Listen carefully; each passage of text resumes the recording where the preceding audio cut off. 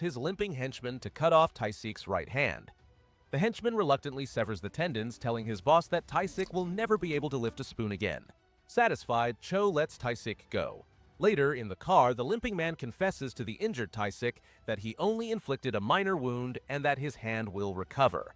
It's his farewell gift. He advises Taesik to leave town as quickly as possible. The men are unaware that, at the same time, Cho is issuing orders to the rest of his gang. While Taesik is at the hospital with his sister, the thugs break into his mother's house. They kill her by hanging, forge her signature on the land sale documents, and take the incriminating journal. The boss's task is complete. That night, Taesik discovers his mother hanging in the noose. After her funeral, a bulldozer demolishes their diner, flattening it to clear the land for a commercial complex. When his sister regains consciousness, Taesik cannot bring himself to tell her about their mother's death. Later that night, alone at home, he breaks all his commandments. He drinks bottle after bottle and cries, remembering his mother. We then see the grand opening of an extravagant building, the future nightclub. Cho appoints both of his henchmen as managers. The banquet begins, but another guest arrives. Taesik. He allows only the limping henchman to leave the event unharmed.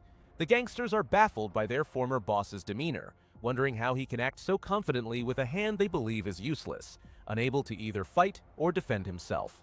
The first to confront Taesik is the young thug who hospitalized his sister. Before the man can even swing his knife, a barely visible movement from Taesik ends with the thug's own blade buried in his side. Taesik then sets the exit on fire behind him, cutting off any chance of escape for the gangsters. Cho sends everyone after him. Men armed with bats attack, but Taesik moves straight through them, leaving a trail of bodies in his wake. The gangsters in front of Taesik grow fewer, while the bodies behind him pile up. Suddenly, he faces the thug who hanged his mother. The man manages to land a knife in Taesik's side. But even this wound doesn't stop the demon Taesik has become. They have awakened the beast within him. Ignoring the knife, Taesik fights his way toward Cho with relentless determination. He reaches him and kills him, ending it all.